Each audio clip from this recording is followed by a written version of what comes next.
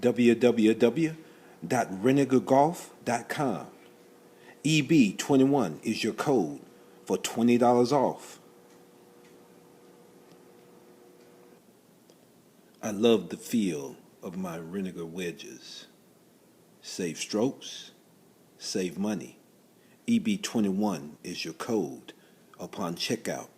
Save $20. Renegar Golf. Get your new wedges. When the ball went through Bill Buckner's legs, it was personal. It was different than it would have been in any other city and with any other franchise. People said to themselves, that guy let me down, not the team, not the franchise, not the city, me. Obviously, the New England fans were upset. They felt like something got taken away from them. And it's almost like they're on the team. And, when the team doesn't win, I didn't lose, Buckner lost, Point the finger. Sorry, Bob, but it was personal, deeply. Buckner, Byner, Bostic, Chicago, Cleveland, Green Bay. All three very loyal fans. Noted Packers and Browns fans are number 1 and 2 with organized fan clubs. And it is personal. It was personal. For us, the players, but also for the fans. It was, when I was a Cleveland Cavalier fan, when they lost, I lost. So I understand the personal nature of the fumble or the losing of games in any way, shape, or form. Any mistake was too much, too big, cost too much, hurt too much, personal. I can understand when the finger is pointed. I understand where people have to be blamed. Even though in Buckner's case there were a bunch of other occurrences that led up to the muff or the miss, the ball going through his legs. Many other things in Bostic's case that led up to Green Bay losing that game. So many layers to both winning and losing. So many layers that were in the game that was captured as the fumble. So many different things that had to happen for us to lose the game, for the Browns to lose the game, for the players, for the coaches, for ownership, for fans to feel another sting of losing. It is, it was, it is personal. Cleveland, Chicago, Green Bay, and there are some other teams, cities, where it is personal. But it seems more so in those particular areas. I was also asked at one point, I believe it was by Doug Deacon, that did I feel like I was jinxed? Well, obviously I was not jinxed. Obviously it wasn't just totally on me, because I went to the Redskins and we ended up winning a Super Bowl. I was a part of a Super Bowl winning team. So there's no jinxes. There's just occurrences and ebbs and flows of the game. Buckner, Byner, Bostic. More on, the media tightened their focus on Buckner. Next day, the media, they asked me, how are you going to deal with this the rest of your life? You lost this game for the team, and I go, wait a minute. I didn't lose the game for the team, and finished the series. Probably in the minds of some, it ended the World Series. They think it was Game 7. But in truth, that was Game 6, and then it was tied 3-3. The next night was a rainout. Yeah, so Buckner, just like I was the focus for losing the game. His only he played the game. Only he made a mistake in the game. He was the only one. So the blame was totally put on him. Just like me. I'm the only one that fumbled in that game. Actually, no. There was some other fumbles that happened in the game. And that never gets talked about. None of the other things that happened early in the game gets any attention. Just like none of the other plays that happened with Buckner, the wild pitch, the pitchers blowing up, and none of that gets any focus. That is because of how the media handled it. But also, I believe it's how we allowed it to be handled, how the leaders on each team allowed it to happen. The coaches allowed it to happen. At some point, someone has to stand up. Marty Schottenheimer actually stood up for me and said that no. I mean, we wouldn't have been in the game, in that particular game, if it wasn't for the efforts of Ernest Byner. And obviously, it was some other players that had something to do with that too. It wasn't just me that got us in the position to where we could tie the game. And it wasn't like the game was like Buckner's game. Again, it wasn't the last game. Our game was a death sentence. I mean, we lose, we're gone. They had an opportunity to actually go back and play Game 7. But again, the focus was on Buckner, just like the focus was on me. Now, our plays, just like Bostic's, they did. It really did cause us to lose the game. It caused Chicago to lose their game. It caused Green Bay to lose the game. But it wasn't the singular reason that the games were lost.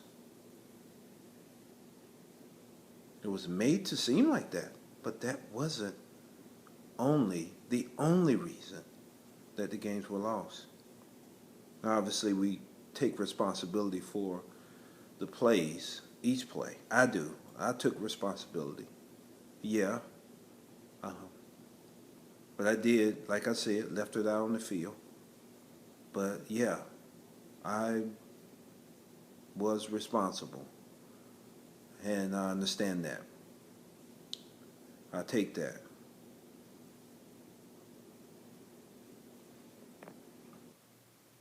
IVL, the Institute for Vibrant Living.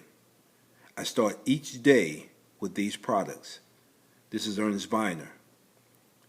Join me in the chase for quality of life. Within 4 days, I noticed a difference. IVL, the Institute for Vibrant Living. IVLproducts.com. That's IVLproducts.com. Go to their website. All Day Energy Greens, Tri-Motion are two of the products that I endorse. I drink the cocktails for these every day. IVL, get your products. The Buckner moment ends the game, so it has the feeling of finality. And Buckner gets not just a disproportionate amount of the blame, he gets all the blame. So, like Buckner, my play ended a comeback, a charge by us after being down 21-3. We were able to fight back and keep fighting back, even though we'd score some and they would score some, but then we found a way to get back in it to where we were about to tie. And my fumble ended the comeback. So there was the sense of finality. And perhaps that was another explanation of why I got all the blame. Not some of it, not a disparity about how much blame was, or how many fingers were pointed at me, or how much blame did I get. I did. Got all the blame. I got it then. I got it after the game.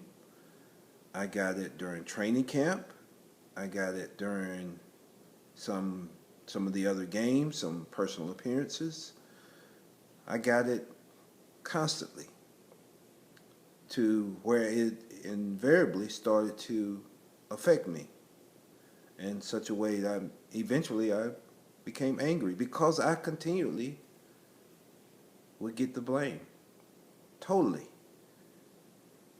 Unlike LeBron and the Cleveland Cavaliers, LeBron has learned not to allow anyone on his team or his teams to take the blame totally.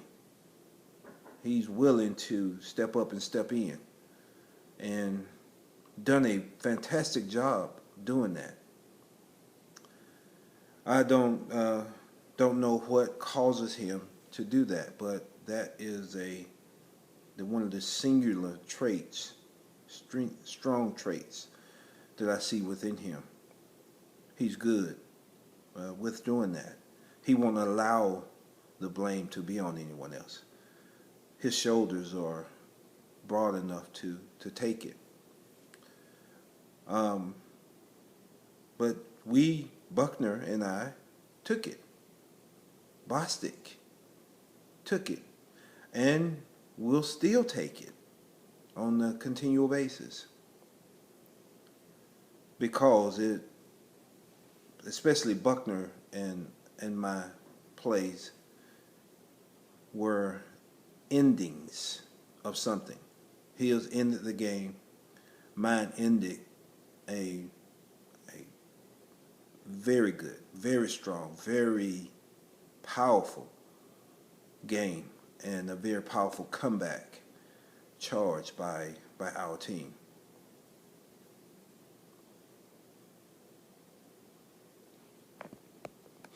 But at the time, Buckner would become the lone symbol of Red Sox futility. I wondered why. By the time the ball rolled actually to the side of Buckner's glove, there had been a wild pitch. There had been, a pitcher who was scared to death who started giving up hits just when he had victory in his grasp. So it's never that one thing. Yet somehow it was only the Buckner play that passed into legend. Was it the cruel poetry of the image, the ball passing between his legs and rolling into the empty outfield? As I look back and relive the play, which I've done many times, I just couldn't understand how I missed the ball. It's unfortunate it happened, but that's baseball. All I can say is I've never played in the 7th game of the World Series, and I get to play one now. And I hate to say it's because I missed a ground ball, but that's the way it goes. The media immediately focused on the Buckner boot.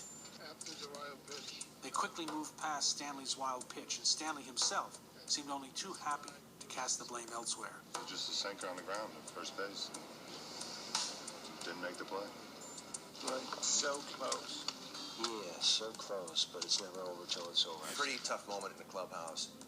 Everyone went by Buck, and Buck was fine, but we felt in the clubhouse it wasn't his fault. The question is, why did the town need a scapegoat?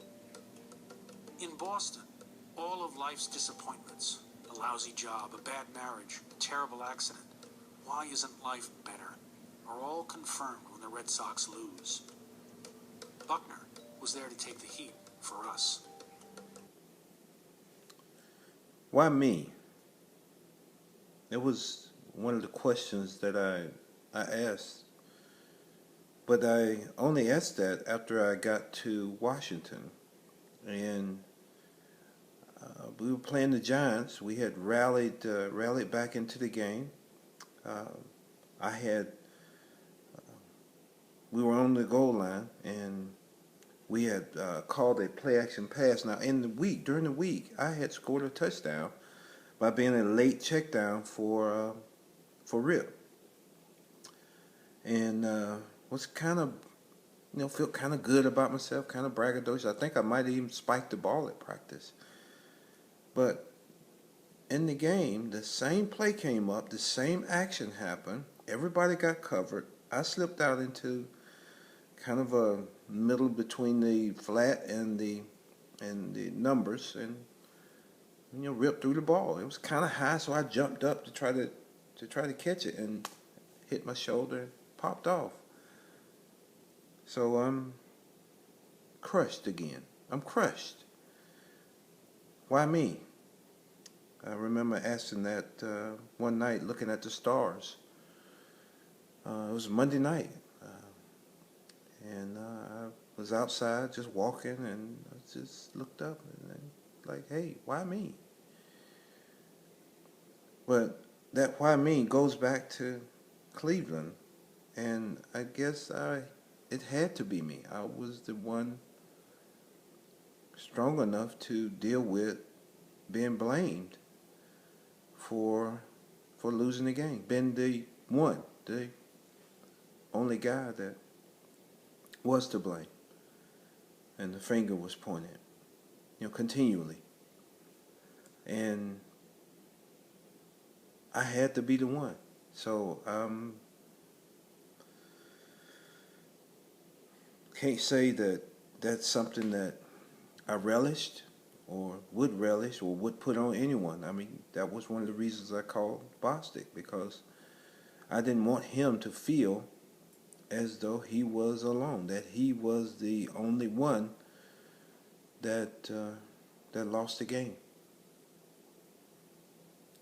But I'm sure there's a question continually asked, and maybe even with Seattle and them, the play happened in the way it happened. Why me? Why was Pete Carroll the coach to make that call? Why was Russell Wilson the guy to throw that interception? Why was the receiver the one who allowed the defenders to block him off and to not let him or not get the ball? It's a lot of possibilities of why me. But the character, the strength of mind, the strength of the individuals are definitely tested. It was definitely a test for me, and continued to be a test and an awakening of sorts. Why me?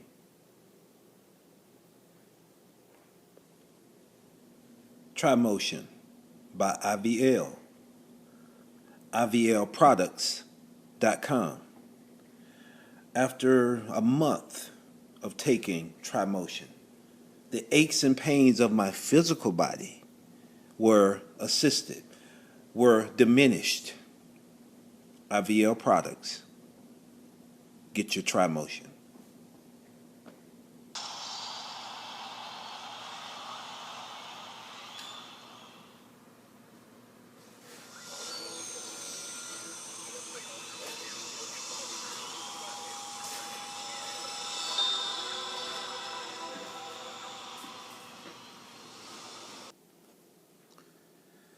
It's a game. Baseball, football, basketball, any of the sports. It's a game. But it's a game that when we play at the level that we've played it at, professional baseball, basketball, football, when we play it at the highest level, it is definitely taken personal. I continued on the path of trying to get better every day. The mistakes they hurt. As you know, they hurt more than anything. Even when the good plays were good, some kind of way they weren't good enough. Perfection.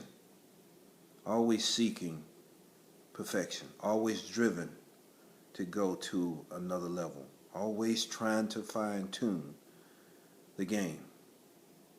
It's a game that we love. But sometimes when bad things happen and you're catching hell, you're getting the blame, the love can be drained out of you. It was drained out of me for a while until I was traded. And then I regained a bit of that. But still within me, the pain was still there. Failure is not an easy thing to handle or to deal with. But when you are able to capture that energy, use that energy to try to go to another level, it's a powerful thing. But also the next thing is to reach back and to assist the others that are going through something very similar. You are not alone. Bartman, Buckner, Bostic. We are not alone. Even though we may have had to go through something and we ask why. What's up? God, Spirit, why? It's for a particular reason. They pick the ones, He picks, the Spirit picks, the ones that are able to handle the blame, to carry the load, to carry the burden of many. Be proud of who you are. Be proud of what you've done. Even the ones that are going to go through it after us, who've gone through it already after us, understand that it is there to take you to another level.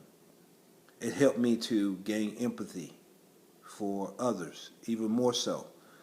Even though I had a natural caring for other people, that I tried to assist others that were with me.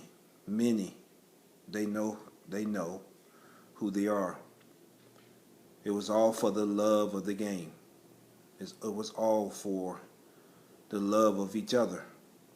Teammates, coaches, owners that showed me the support that was needed. But also just for the sheer love of the game. Remember that. That's why we ultimately play the games. Thank you, ESPN, for producing Catching Hell. It touched me. It helped me in a bunch of ways. Blessings.